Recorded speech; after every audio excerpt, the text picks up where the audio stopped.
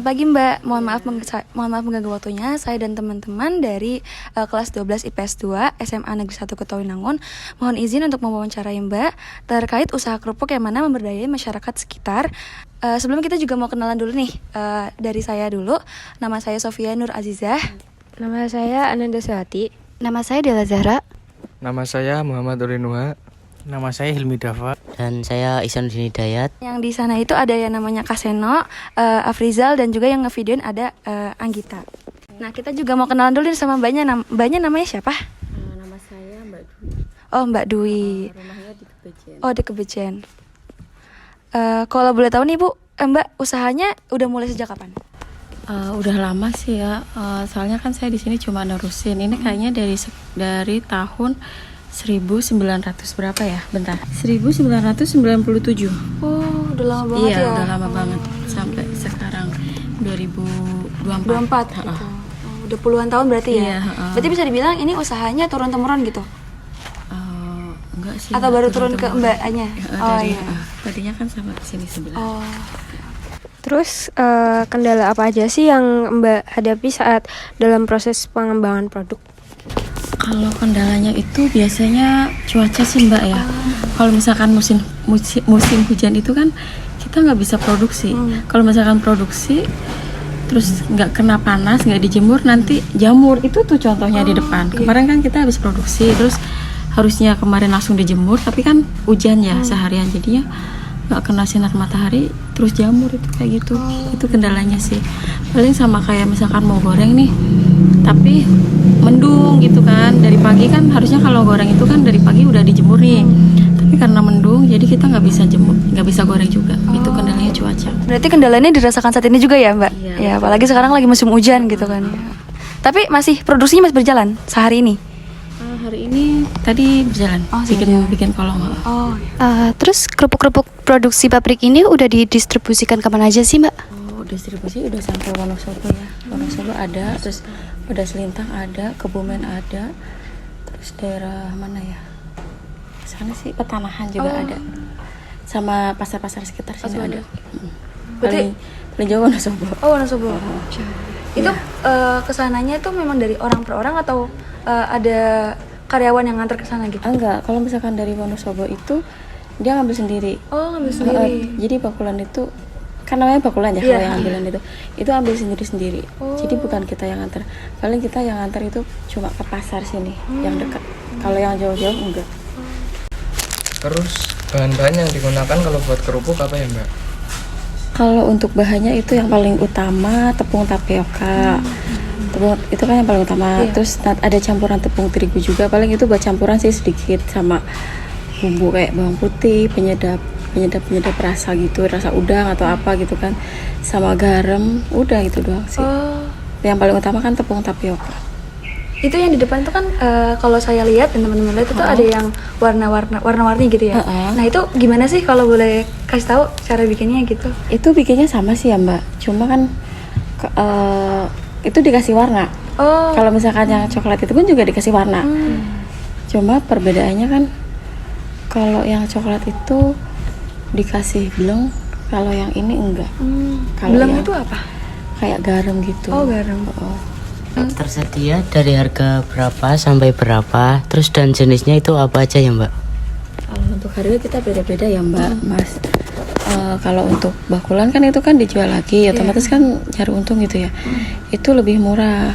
Nah, kalau misalkan untuk eceran dimakan sendiri itu ya sama kayak harga pasaran gitu ya. Kalau misalkan kita jual harga bakulan dari sini tuh 13.000 sekarang. Kalau dulu kan 12.000. Karena aci naik sekarang itu jadi kerupuk juga naik kan.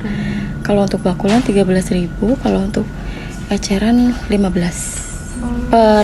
Per bungkus ya, setengah kilo itu. Segini gedenya. Gitu. Nah, untuk jenisnya itu kita ada 4. Itu yang coklat panjang, sama yang itu kolong kan namanya, kuning sama merah, terus sama yang itu putih bundar, sama yang coklat tapi agak lebar itu loh Mbak, itu tuh. Oh iya.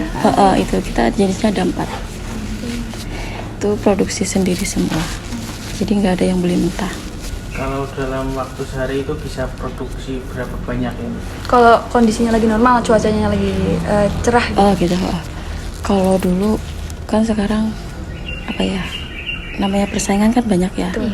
Jadi nggak kayak dulu banget. Kalau dulu itu sehari itu bisa produksi sampai 200 kilo, 2 kintal, 200 kiloan lebih. Kalau untuk sekarang paling bikin 100 kiloan lah, 125 kilo. Kita nyediain tuh yang setengahan kilo yang seperti ini. Kalau yang 1 kilo itu biasanya pesanan tergantung permintaan. Ini sih yang mau beli mau yang 1 kiloan atau setengah kilo.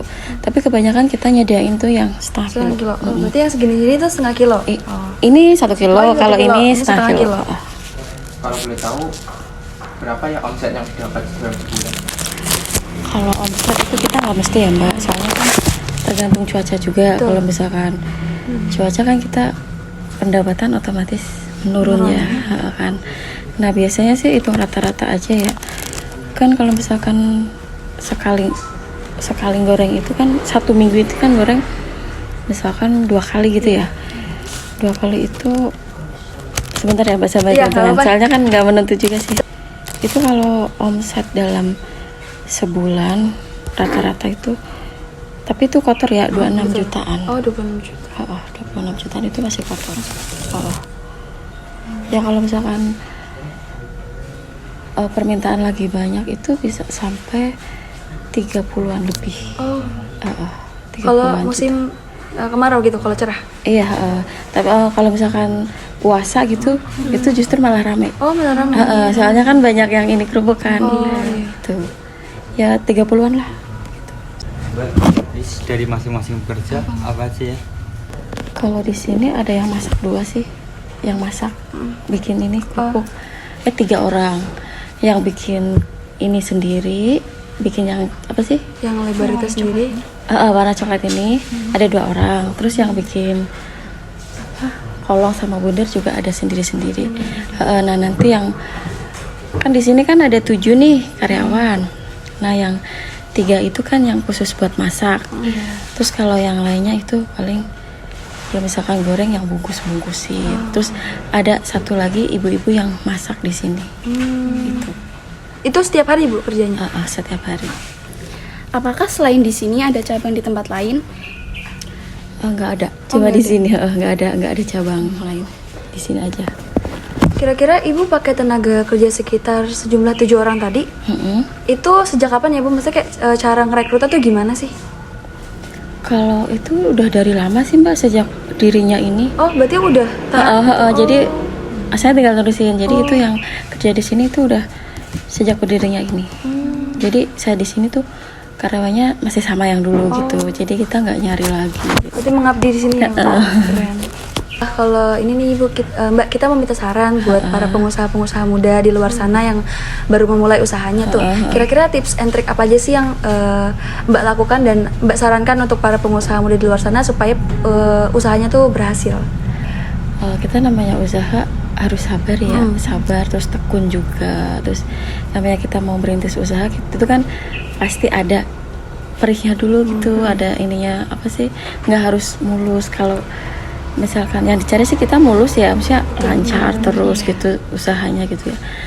Ya paling ya tekun, ulet, terus sabar namanya merintis usaha gitu sih. Kalau aku ya gitu. Sama persaingan kan semakin banyak ya. Jadi kita tuh sebisa mungkin harus kayak apa ya? Inovatif. Inovatif, mungkin beda dari yang lain. Jadi biar menarik orang buat apa sih beli produk kita kayak gitu. Teman-teman ada yang mau nanya lagi nggak? Siapa tahu mau tanya. Ada lagi yang mau ditanya? Ya, paling segitu aja Mbak, kita cukup pertanyaannya kan gitu. Nanti kita mohon izin buat tag beberapa footage buat kita silakan. masukin ke video tuh guys. Monggo. Terima kasih Mbak. Maaf mengganggu waktunya.